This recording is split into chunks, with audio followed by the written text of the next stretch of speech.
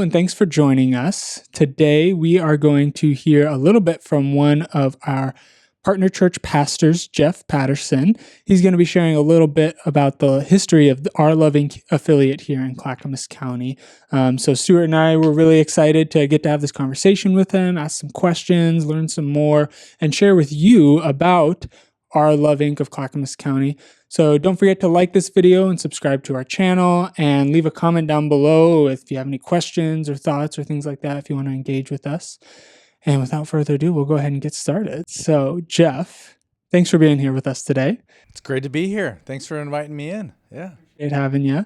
Before we get into it, can you just tell us a little bit about yourself, how you became a pastor? Oh, wow. It's fun. I'm coming up on my 30th high school reunion next year. So by the time people see that, when we're making plans, do we take all of our kids? Do we go? Not things like that. But I became a Christian in college, and I had a little bit of a church upbringing, but I became a Christian in college. Jesus saved my soul, and I got a pretty early, immediate call into the ministry from then, and was discipled through college. And I have a civil engineering degree, so you can hear the rain outside and the hydrology and the watershed and all that stuff. I dork out on that stuff, but I'm not a civil engineer now. I'm a pastor, and so my call to ministry seemed to be not super straightforward.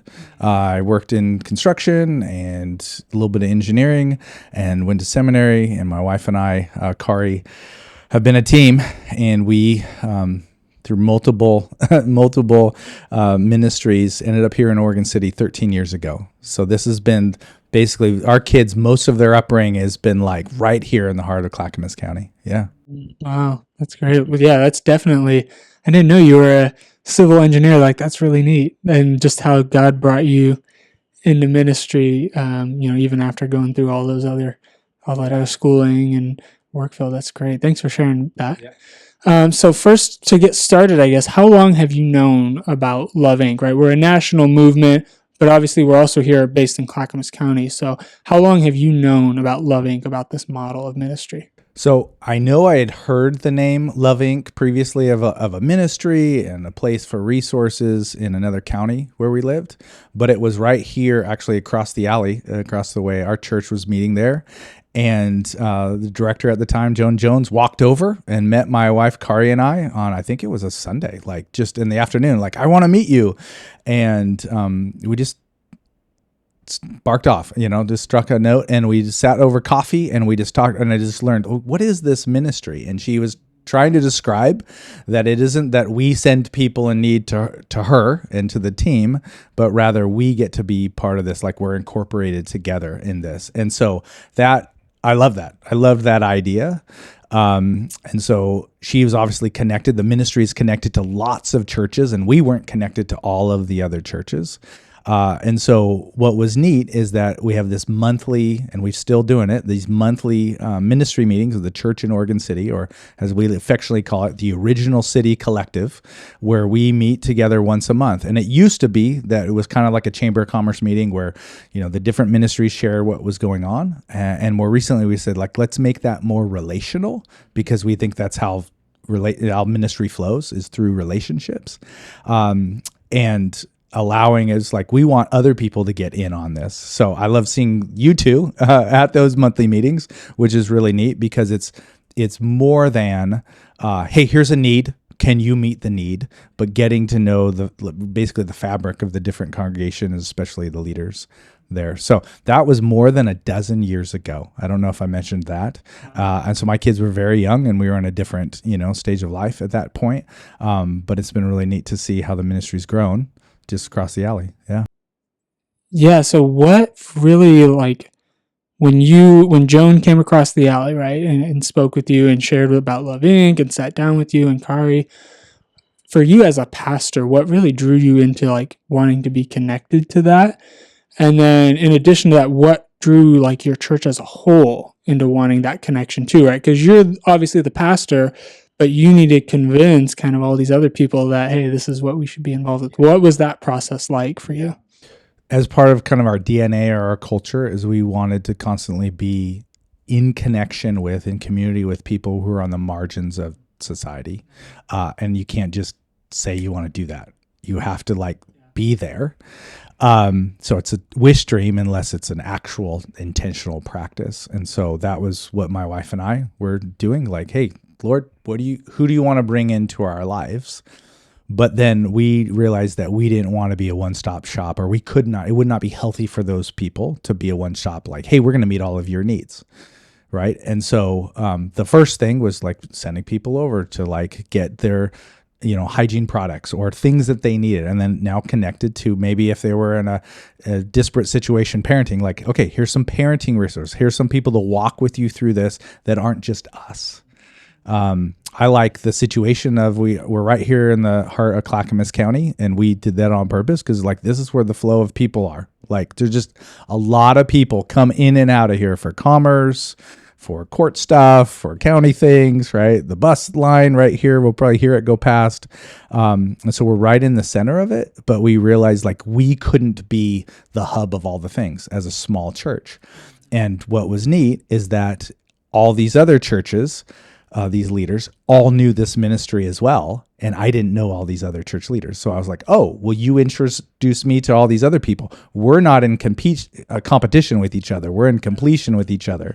And so it was actually like, it has been mutually beneficial for us. I think that the presence of LoveINC here in Clackamas County has helped the local church more than the local church has helped LoveINC, right? Now, hopefully we've been a help, right?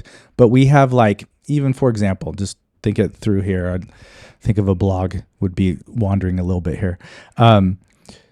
Like we have different ministry seasons. So like in a local church, like you have these heights of ministry seasons from fall to winter, to fall to Christmas, right? Again in the new year, and maybe in the spring, Easter, and then the summer, you kind of trail off and people are doing everything, going on vacation or whatever. Well, when are the heights of the needs? The people come going, hey, I need help with this. I have this practical need. When do they come?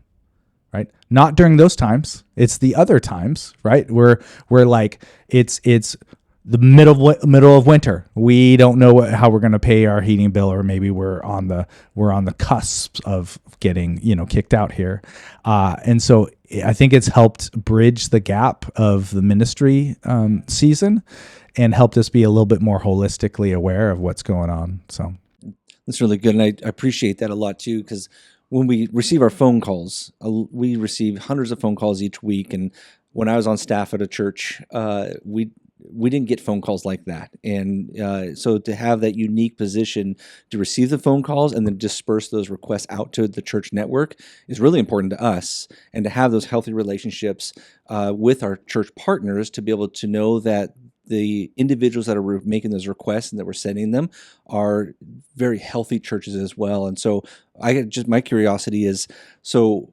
what made you want to take that leap, so to speak, and sign the LoveINC agreement? Like, we want to be a partner. We want to be part of the network. What was part of that decision-making process, maybe between you and your wife, or maybe parts of your board, or even your congregation, like taking that step and saying, we want to be part of this network of churches to help people in need? Well, I would love to say that we do it exceptionally. We don't. So,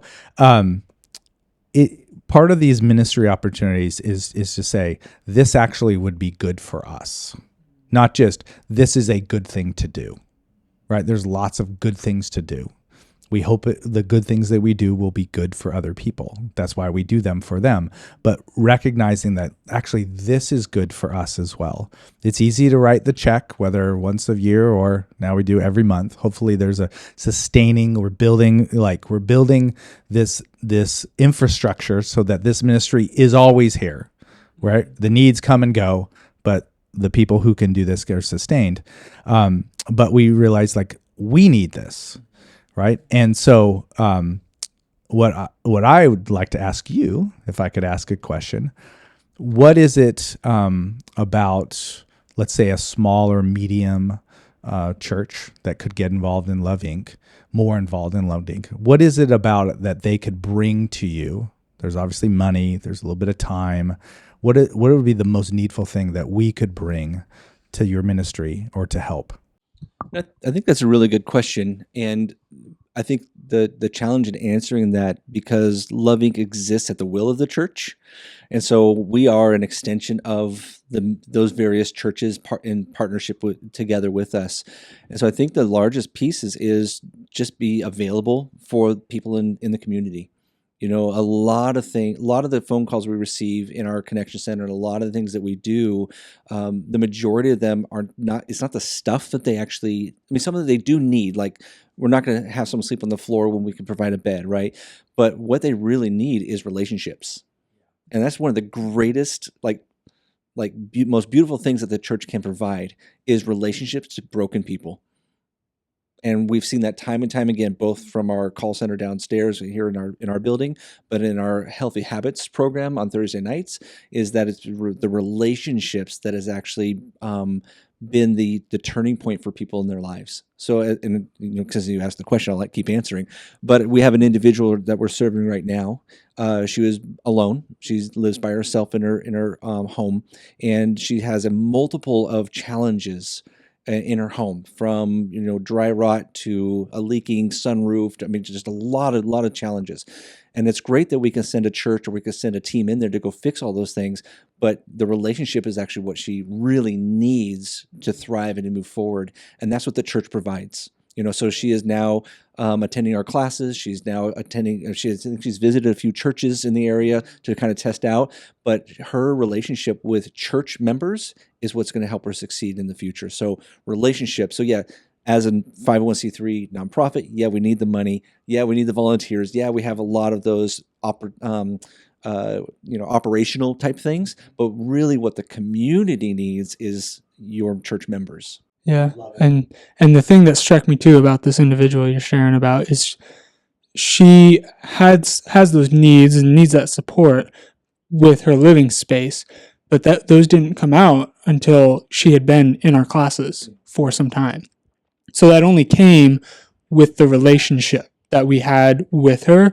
And once we had that, it was like, oh, actually, I have all these other things that I need support with. But it wasn't until we got to know her that, right, exactly, that she felt like she could trust us to find that support for her. And so, yeah, ultimately, we need your church and all the churches just being there, showing up, being ready to go and to serve and love their neighbors, Yeah. Well, I found that relationships grow or are built at the speed of trust. And one of the things that I've appreciated about the two of you and your whole ministry, call center, is there's a care for people while also stewarding their confidential, very private lives.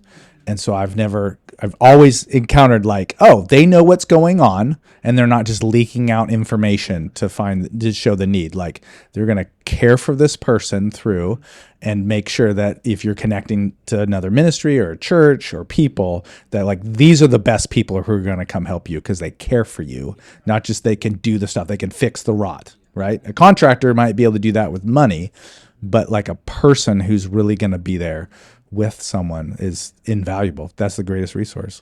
Well, and this is another story we've shared in the past, but we had someone who had a no-cause eviction, and the church that served her, moving because she had to move from one location to the other, the church that served her treated her like she was part of their congregation. Even going back to the house that they moved her from and cleaning and vacuuming and scrubbing the whole place so it was good for the landlord. And then when she got into her new place, they even made lasagna for her and just brought her into the fold of their congregation, even though she had never attended a Sunday service. To me, the image of the Good Samaritan is what we're trying to help coordinate in the community of Clackamas County. Well, yeah. So I'm curious, you kind of shared a little bit, but when you first started partnering, right, and you first joined the LoveINC network, take us through, what did that first year or so look like? How did things change from the day before Joan walked over and met with you and Kari, and that next year or so after? What was different, if anything, right? Well, I would say it took us a little bit longer than that because at the time we were just basically young families in a church plant, young families with young kids. Like everyone's overwhelmed. You have tons of ideas. I mean, we want to do this, we want to do that, and it's like we have very little time, right? And so you can't give yourself to all of the different things and do them well. And so it was partly like teaching people like have the ministry, have the cause that you're up for, and you need to be able to swim upstream with that. Like I'm gonna, I'm all in on this. Will you join me? Because it would be, someone's excited about something. We need to do this other thing, and they go up and they announce like we really want to do it. Let's do it. Let's go. And then I was like, well, no one wants to do it. Like they do want to do it, they just can't. Right? They've realized the power of saying no to 10 things so you can say yes to the one thing. And so it wasn't immediate change, but it became part of the fabric because at first it was like, oh, this is the kind of people that Jeff and Kari are. They invite, we went a little bit further. We invited adults in transition in their lives into our home. Right. So this is what our kids grew up with is like people who are in like real messy situations. And not all of them, but a few prayerfully looks and that's hard. And so we said, you don't have to do that because God called us to do that. But would you volunteer at this ministry right over here and get to know, go screen some calls, get to know how it's run, come back and be like, oh, everyone should do this. Yes, everyone should do this. But how did you get involved? Personal invitation. You tasted and seen that the Lord is good in this place. There was a sweetening of this, and you got to be a part of strengthening it. And so, at the time, church of 40 or 50, when you have 4 or 5 people and they're your best people, right? It's like, that's not that many, but it's the best people, right? This 10%, we tithed our 10%, right? Our best people. And I remember one of the early years we did a VBS. Joan asked us, can we do a VBS? And it was right here in the basement. And it was so great because it was like the kids don't care what social class they're in or this or that, right? They're just excited to be a part of this. And on a summer morning, you go play outside and have a lesson inside and have a really good snack. And, one group is like, are these gluten-free and dairy-free? And the other one is like, I want to see the package because I want to make sure that has enough sugar. Right. Like we really need, kind of stuff. So it was really helpful to like bring together maybe a different class of people. And I think that's what the church does best, right? When we're not all the same, we're not all in the same situation. And then out of that, I think sparked a number of conversations that didn't, and even ways of ministering to people that didn't make it onto like the needs chart. Like, it's like, hey, this person's like, well, I could change the oil in your car, or I could teach you how to do it. Oh, you have a teenage son? Okay, let's do that. We're going to meet at this time and do this thing. I'll provide all the things, you just want you there and doing it. And so what's helpful, the most helpful thing is like people in church ministry have seasons where they're excited and they want to do it, and then they just can't follow through. Like, 3 months, 6 months, 2 years, whatever it is, and they have to take a break, right? Well, when you have to take a break, hopefully the ministry doesn't suffer. And so you've invited someone else along who goes, oh, well, I'll take the lead in right now. You take a break and I'll invite you in as my assistant next time. And I think that's what you all have done really well, is to build this like network. You use that word network of like we've got a lot of people hopefully we're relying upon. Yeah. And so in the dozen or so years that your church has been partnered with us and you've known about us, what are some ways you've seen the people in your church like really mobilized, equipped to go out and minister to their neighbors through the LoveINC model we have set up? Well, I think especially these last few years, I've seen you, Stuart, lead this. It's like this post-COVID emergence of every ministry. Like you have to, in this era, we have to be like the main things we talk about all the time, rather than like, oh, I said that once, they know it. Nobody remembers. As a pastor, nobody remembers what I preached on last week. I hardly remember what I preached on. We just finished a book series through Ephesians, and I brought up the jokes like, many of you know, 3 months ago, I said this in the first sermon, and I was like, I know that you don't remember that, but I remember. It's right here in my notes. Here's the graphic, and everyone laughed. But you have to say the main things over and over and over. Well, it's not just spoken. You have to embrace it, and you have to embody it. Right. And what I've seen in your team, and again, you keep bringing it back to the local church, but one of the things that I deeply appreciate about your ministry is the quality of people that you are. Right. So we were like, I know that anyone who wants to volunteer or give or show up for a need is going to be, the other side is going to be prepared. So if this person just shows a willingness, that they're halfway there, they don't need to have to know anything. Right? Just to show up, provide a meal, be a part of this class. And so what I've seen in the last few years is that you've developed these new ways of helping people holistically rather than just meeting needs. You never wanted to just meet a need. It was always the doorway to deeper conversations. But you've made pathways for that. And so I totally jumped the shark on the question. But what's excited me of the church now, our church has gone through a merger. We're multi-generations. We have 5 generations in our church, right? From Alpha to Boomer. I don't think we have any silent generation in our congregation. We might. All of them are going to think through solutions to needs in completely different ways based on their experience. Right? And it's all based on their experience. And what I hope is that people with a ministry, just as receiving and giving in it, have a lot of shared experiences where they see like, oh, this is a way to really affirm the Imago Dei in someone. This is a way to not only meet their needs, but allow them to be a part of it along the way. And so there's a lot of sharing your life in that.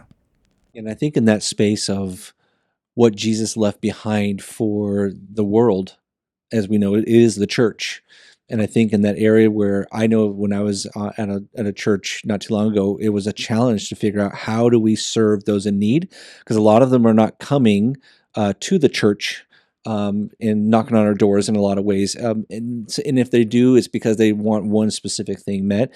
And I just know that in my time, but then also in conversations with you and the other pastors in the network, that it's easy to meet that one need, but how much time do I really have based upon all my other responsibilities to be able to journey with that person and to invite them into relationship?